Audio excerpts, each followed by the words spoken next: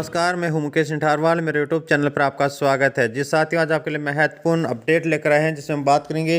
राज्य मंत्रिमंडल बैठक संपन्न हो चुकी है और अब होंगे 7 संभाग और 41 जिले। साथियों, 28 दिसंबर 2024 की बैठक की हम बात करें, इसमें कौन से अन्य महत्वपूर्ण निर्णय लिए गए हैं, उनकी भी हम इसमें चर्चा करेंगे। वीडियो को अंत तक जरूर देखें और अभी तक हमारे चैनल को सब्सक्राइब नहीं किया साथियों, चैनल को जरूर सब्सक्राइब। आप स्क्रीन पर देख रहे होंगे राज्य मंत्रिमंडल की बैठक, जो यहाँ पर 28 दिसंबर 2024 की बैठक की हम यहाँ पर चर्चा कर रहे हैं। महत्वपूर्ण निर्णय लिए गए हैं, जिसमें पूर्ववर्ती सरकार द्वारा नवगठित जिलों और संभागों का पुनर्निर्धारण। राजस्थान में अब होंगे 7 संभाग और 41 जिले। समान पात्रता परीक्षा स्कोर की वैधता रहेगी अब 3 वर्ष तक। और पशुधन सहायक के पदनामों में परिवर्तन के साथ ही पदोन्नति के मार्ग हुए प्रशस्त। महत्वपूर्ण बैठक में और अन्य क्या महत्वपूर्ण निर्णय लिए गए हैं, इनकी यदि हम चर्चा करें तो यहाँ पर मुख्यमंत्री श्री भजनलाल शर्मा की अध्यक्षता में शनिवार 28 दिसंबर 2024 को मुख्यमंत्री कार्यालय में आयोजित मंत्रिमंडल की बैठक में कर्मचारी कल्याण के साथ साथ युवाओं के हित, प्रदेश में सुशासन व समग्र विकास सुनिश्चित करने के लिए प्रशासन दृष्टि से महत्वपूर्ण फैसले लिए गए हैं। संसदीय कार्य मंत्री श्री जोगाराम पटेल ने पत्रकार वार्ता में बताया कि कैबिनेट ने पिछली सरकार के समय में गठित जिलों और संभागों का पुनः निर्धारण किया गया है, जिसके बाद अब प्रदेश में कुल 7 संभाग और 41 जिले होंगे। ये नया अपडेट निकल कर आया है कि पूर्ववर्ती सरकार ने जो जिले बनाए थे, संभाग बनाए थे, उनका पुनर्निर्धारण करके यहाँ पर 7 संभाग और 41 जिले ही निर्धारित किए गए हैं। संसदीय कार्य मंत्री ने कहा है कि पूर्ववर्ती सरकार ने अपने कार्यकाल के आखिरी वर्ष में 17 नवीन जिले और 3 संभाग बनाने का निर्णय लिया गया था, जिसके क्रम में राजस्व विभाग के द्वारा दिनांक 5 अगस्त 2023 को अधिसूचना जारी कर जिलों व संभागों का सृजन किया गया था। 3 नए जिलों की घोषणा विधानसभा चुनाव 2023 की आचार संहिता से एक दिन पहले की गई थी, जिसकी अधिसूचना भी जारी नहीं हो सकी थी। साथियों, यहाँ पर स्पष्ट रूप से बताया गया है कि पूर्ववर्ती सरकार के राजनीतिक लाभ के लिए किया गया था नए जिलों का और संभागों का गठन, जिसके लिए यहाँ पर कहा गया है। श्री पटेल ने बताया कि पूर्ववर्ती सरकार के नवीन जिलों एवं संभागों का गठन पूरी तरह से राजनीतिक लाभ के लिए किया गया था। इसमें वित्तीय संसाधनों की उपलब्धता, प्रशासनिक आवश्यकता, कानून व्यवस्था, सांस्कृतिक सामंजस्य आदि किसी भी महत्वपूर्ण बिंदु को ध्यान में नहीं रखा गया। नए जिलों के लिए पिछली सरकार ने कार्यालयों में न तो आवश्यक पद सृजित किए और न ही कार्यालय भवन बनाए, बजट और अन्य सुविधाएं भी उपलब्ध नहीं करवाएगी, ऐसा यहाँ पर प्रेस नोट में बताया गया। साथियों, आप यहाँ पर देख रहे होंगे कि यहाँ पे प्रेस नोट के अंदर बताया गया है कि 9 नए जिले समाप्त कर दिए गए हैं। आचार संहिता से पहले घोषित 3 नए जिले भी निरस्त कर दिए गए हैं। 8 नए जिले यथावत रखा गया है। उन्होंने कहा है कि सरकार के इस अविवेकपूर्ण निर्णय की समीक्षा करने हेतु राज्य सरकार द्वारा एक मंत्रिमंडलीय उप समिति और इसके सहयोग के लिए सेवानिवृत्त IAS डॉक्टर ललित के पंवार की अध्यक्षता में एक उच्च स्तरीय विशेषज्ञ समिति का गठन किया गया। विशेषज्ञ समिति द्वारा नवगठित जिलों एवं संभागों के पूर्ण निर्धारण के संबंध में तैयार की गई रिपोर्ट एवं सिफारिश मंत्रिमंडलीय उप समिति के समक्ष प्रस्तुत की गई। समिति द्वारा प्रस्तुत सिफारिशों पर विचार करते हुए नए जिलों में से 9 जिलों अनूपगढ़, दूदू, गंगापुर सिटी, जयपुर ग्रामीण, जोधपुर ग्रामीण, केकड़ी, नीमका थाना, सांचौर व शाहपुरा तथा नवसर्जित 3 संभाग बांसवाड़ा संभाग, पाली और सीकर को समाप्त करने का निर्णय मंत्रिमंडल के द्वारा लिया गया है। आचार संहिता से ठीक पहले घोषित किए गए 3 नए जिले, जिसमें मालपुरा, सुजानगढ़ और कुचामन सिटी को भी निरस्त करने का निर्णय राज्य मंत्रिमंडल ने लिया है। यहाँ पर अन्य महत्वपूर्ण निर्णय की बात करें तो यहाँ पे बताया गया है कि जिला परिषदों, पंचायत समिति और ग्राम पंचायतों का भी पुनर्गठन किया जाएगा। संसदीय कार्य मंत्री ने बताया कि मंत्रिमंडल के इस निर्णय के बाद अब राजस्थान में कुल 7 संभाग और 41 जिले हो जाएंगे।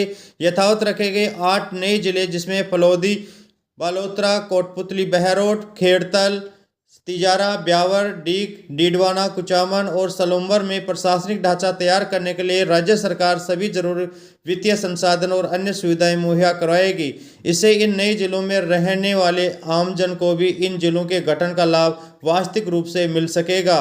उन्होंने बताया कि अब जिला परिषदों, पंचायत समिति और ग्राम पंचायतों का भी पुनर्गठन किया जाएगा, जिसके यहाँ पे खाद्य एवं नागरिक आपूर्ति मंत्री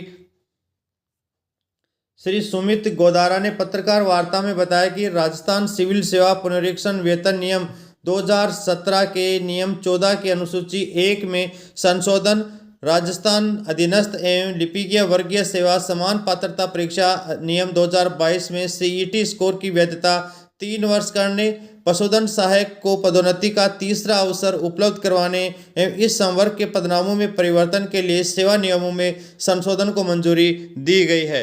यहाँ पर यह कहा गया है कि मिनिमम कैरियर प्रोग्रेस MSP पर परिनिंदा पर दंड का प्रावधान समाप्त कर दिया गया है। श्री गोदारा ने बताया कि कार्मिकों के हित को ध्यान में रखते हुए मिनिमम एश्योर कैरियर प्रोग्रेस जो MACP थी, इसके तहत दिए गए वित्तीय उन्नयन के में राजस्थान सिविल सेवा CCA नियम 1958 के अंतर्गत अनुशासनिक कार्रवाई में अधिरोपित परिनिंदा के दंड के प्रभाव को समाप्त करने का अनुमोदन किया।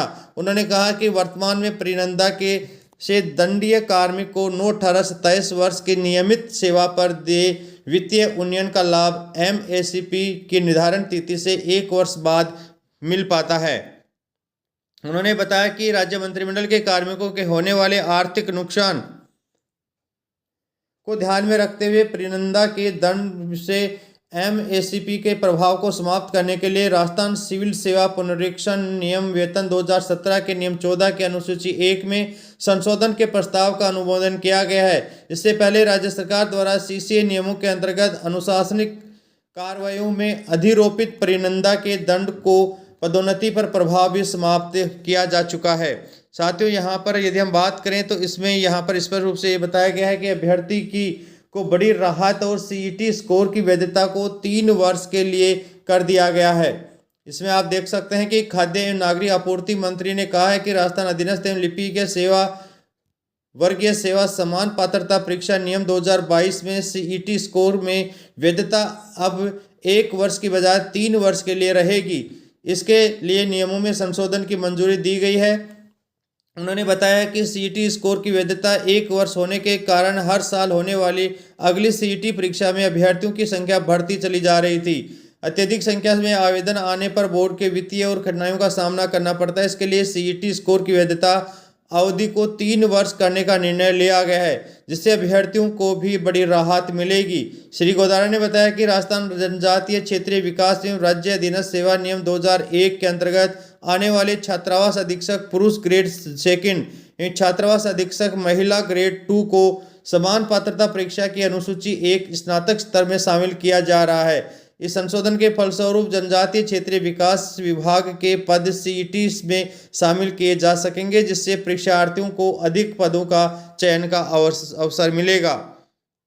इसी प्रकार यहाँ पर यह भी बताया गया है कि पशुधन सहायक के पदनामों में परिवर्तन, तीसरी पदोन्नति का अवसर भी मिलेगा।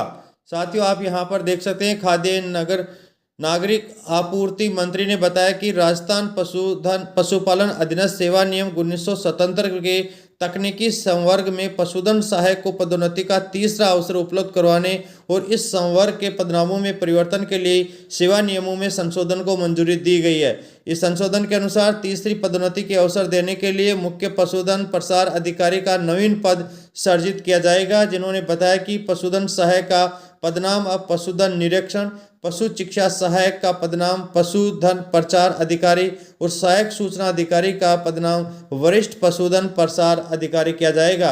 इससे इस संवर्ग के कर्मचारियों में आत्मसम्मान और कार्यकुशलता में वृद्धि होगी। चूरू के राजकीय महाविद्यालय सिद्धमुख के नाम परिवर्तन की स्वीकृति दी गई है।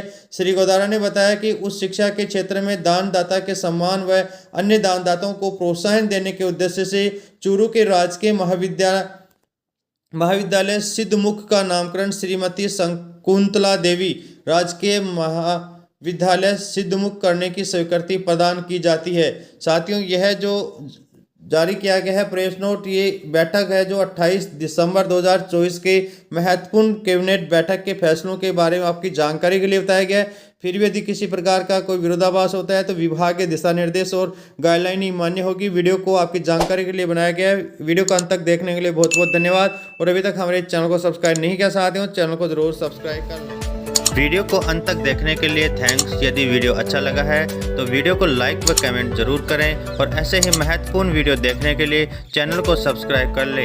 यह जानकारी अधिक लोगों तक शेयर जरूर करें।